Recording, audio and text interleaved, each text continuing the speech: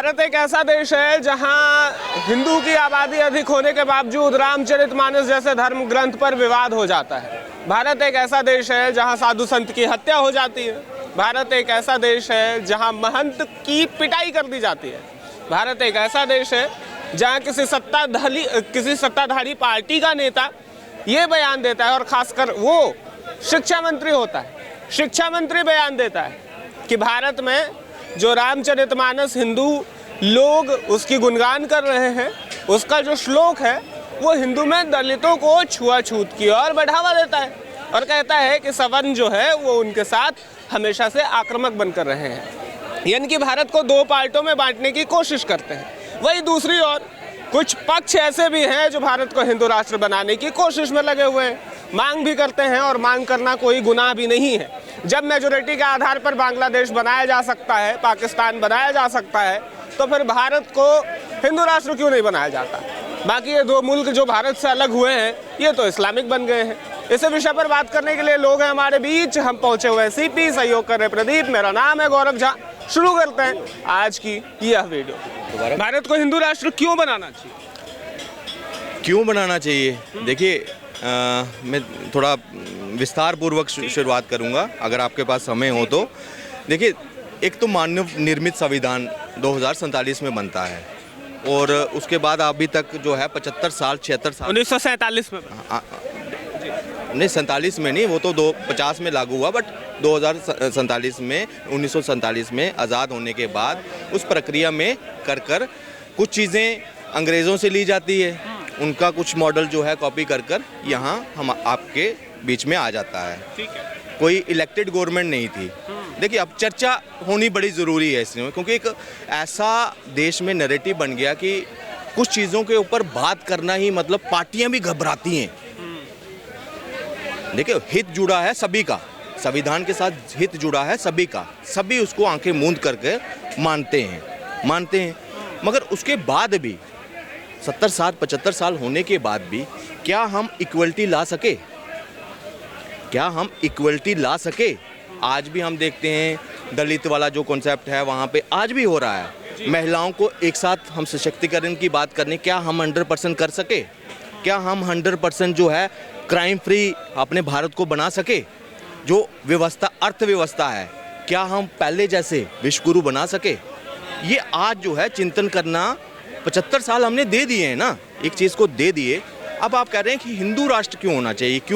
कई लोग जो हैं इसका विरोध कर रहे हैं, कई लोग जो हैं इसके पक्षधर हैं, और मेजॉरिटी में इसके पक्षधर आपको आप सामने दिख रहे हैं। आवाज़ उठने लगी है जनता से, और इलेक्टेड रिप्रेजेंटेटिव जो हैं उनके, जो MP हैं, MLA हैं, आज वो उनकी बात जो है वो धीरे धीरे समझ रहे हैं, उसको मतलब चर्चा में ला रहे हैं, मीडिया के माध्यम से, चाहे वो रैलियों के माध्यम से वो चर्चा में आने शुरू हो गई।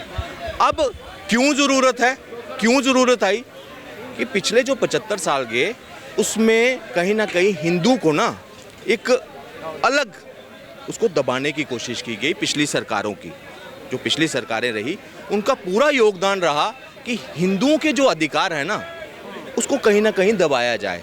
और समझो 4 भाई हैं तो समझो एक सरकार वो है, वो एक भाई को ठूस कर चम्मच जो है एक्स्ट्रा खिला रही थी।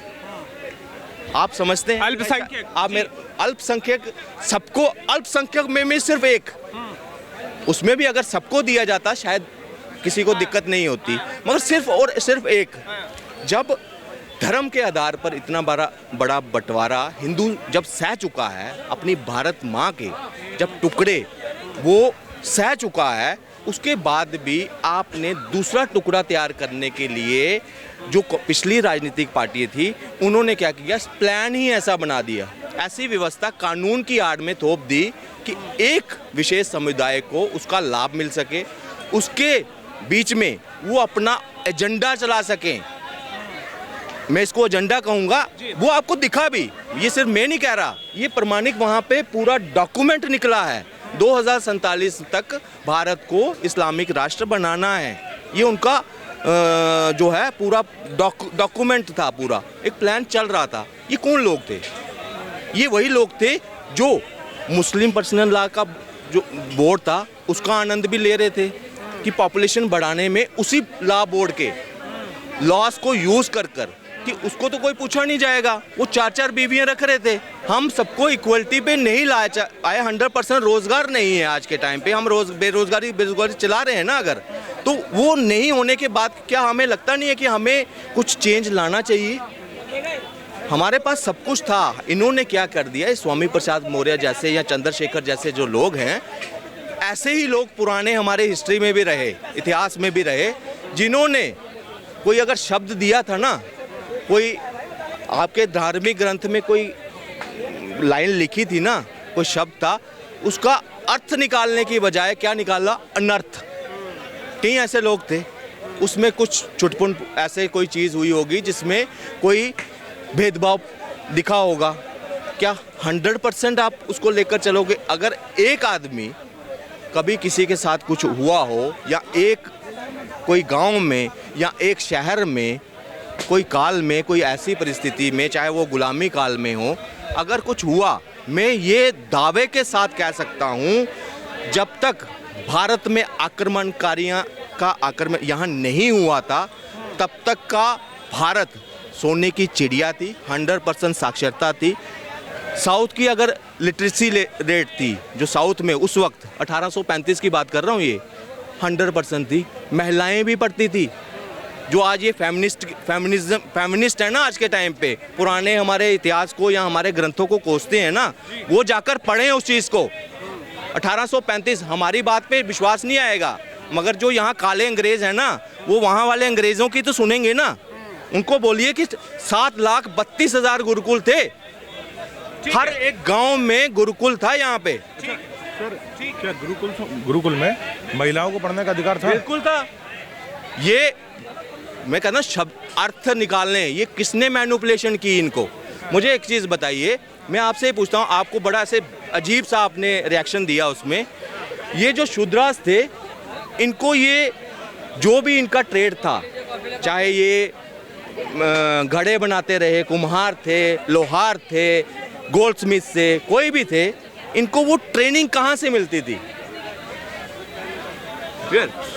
शूद्रास, आपने शूद्र तो बोल दिया, एक मिनट, आप मूल निवासी भी तो बोल सकते थे।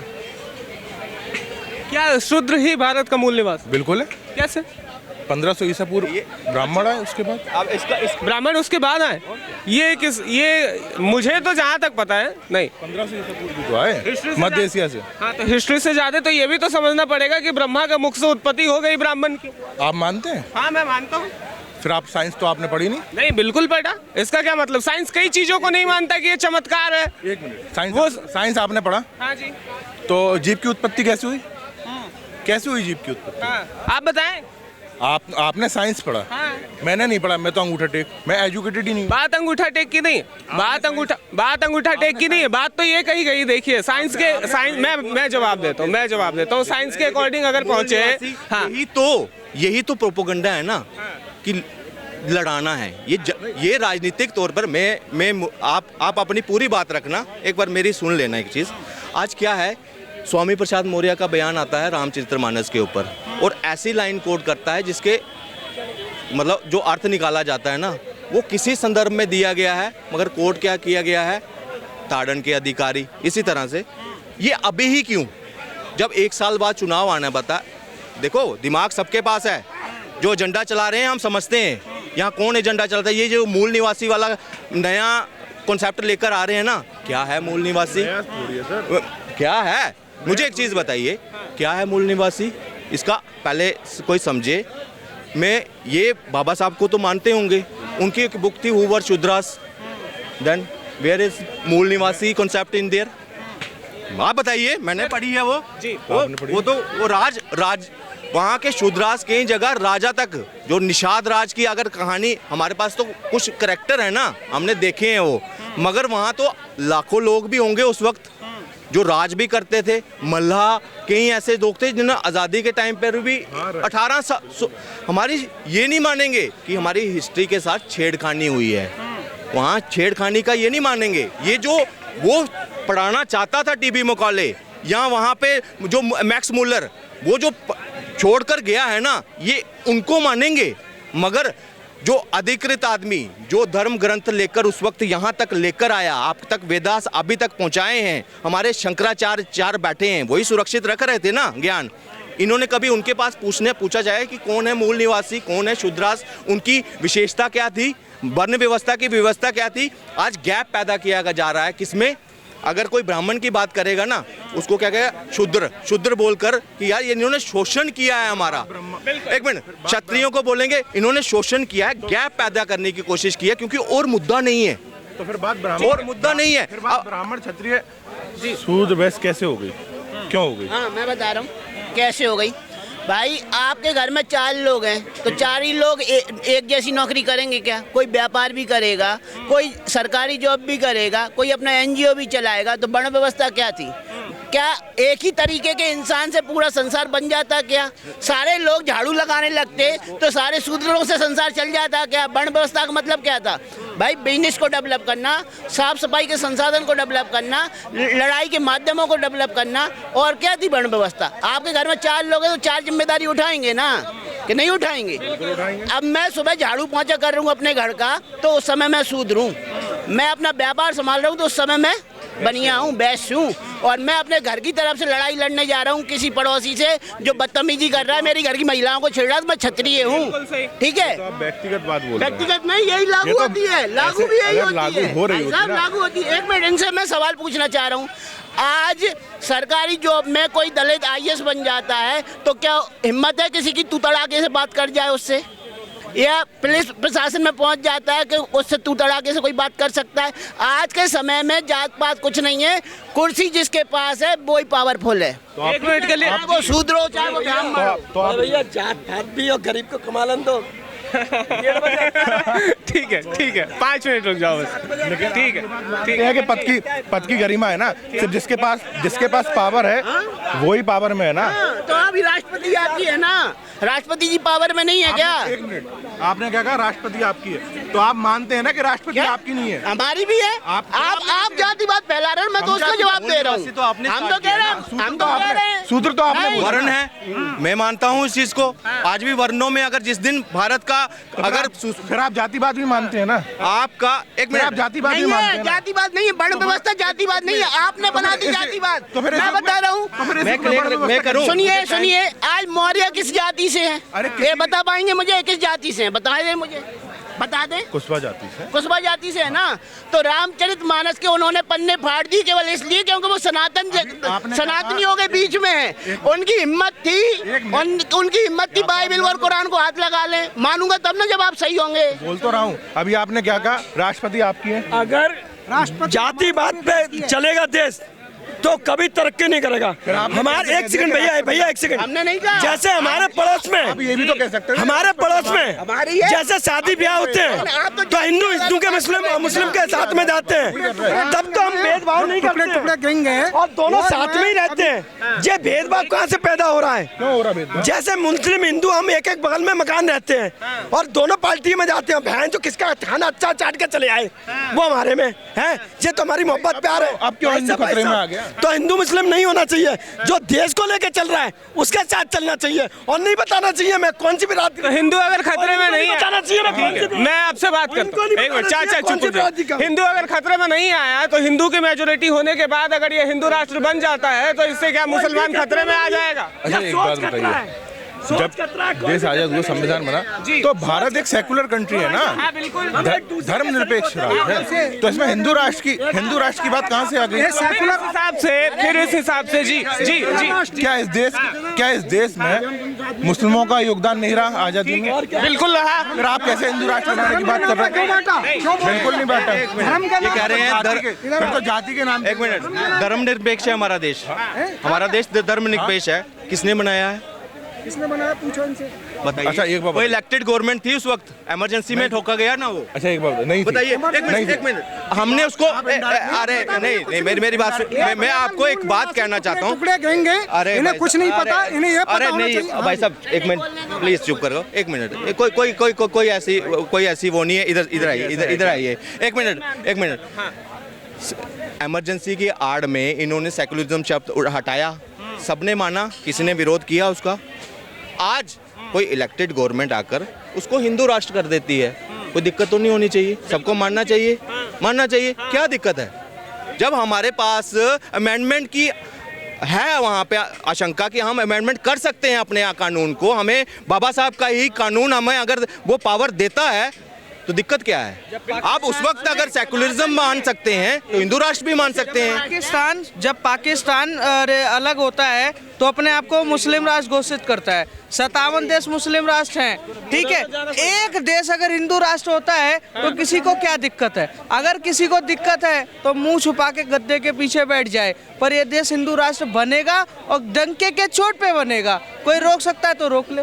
ऐसा तो नहीं कहा जा रहा ना कि इसे हिंदू राष्ट्र बनाएंगे तो सिर्फ और सिर्फ हिंदू ही निवास करेंगे। जब 112 115 क्रिश्चियन कंट्री हो सकते हैं, बाकी इस्लामिक कंट्री हो सकता है, एक हिंदू राष्ट्र में क्या दिक्कत है भैया? दिक्कत कहीं कुछ नहीं है। दिक्कत सिर्फ ये है ना कि आप एक अलग कम्युनिटी की बात कर रहे हैं। आप बात ये क्या बातें हो रही है आप बता दें। वासुदेव कुटुंबकम की बात करें, हम विश्व को लेकर चल रहे हैं साथ। अगर आप विश्व को लेकर बात कर रहे हो, ये कह रहे हैं ना, अलग बात कर रहे हैं।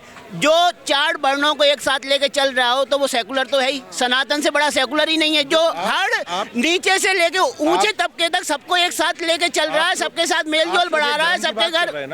आप सिर्फ एक धर्म की बात कहाँ कर रहे हैं? धर्म की बात क्या? हिंदू राष्ट्र क्या है? पद्धति है। हिंदू राष्ट्र जब आप बात करते हैं ना और सनातन और वैद की बात करते हैं तो चलिए मैं बता देता हूँ। राष्ट्र धर्म सर्वोपरि हिंदू धर्म में ही कहा जाता है, सनातन धर्म में ही। सर्वे भवन्तु सुखिनः सनातन में ही कहा जाता है, ठीक है। वसुदेव कुटुंबकम, हाँ, ये भी सनातन में ही कहा जाता है। मतलब हम तीनों तरफ से चीजें समझते हैं। पहली चीज ये कि राष्ट्र को हम सबसे ऊपर मान रहे हैं। दूसरा ये है कि हम पूरे विश्व का कल्याण सोच रहे हैं। तीसरा ये है कि विश्व के प्रत्येक व्यक्ति हमारे मेहमान है और हमारे आगंतुक है। 5 मिनट लूंगा। ये जो भाई अभी देखिए, ये लोग पता है इनको क्या है, जो इनको पढ़ाया गया, दिखाया गया ना, ये उसके ऊपर कर रहे हैं कि हमें क्या, हमसे इनको बताया गया कि इन्होंने क्या लूटा हमसे।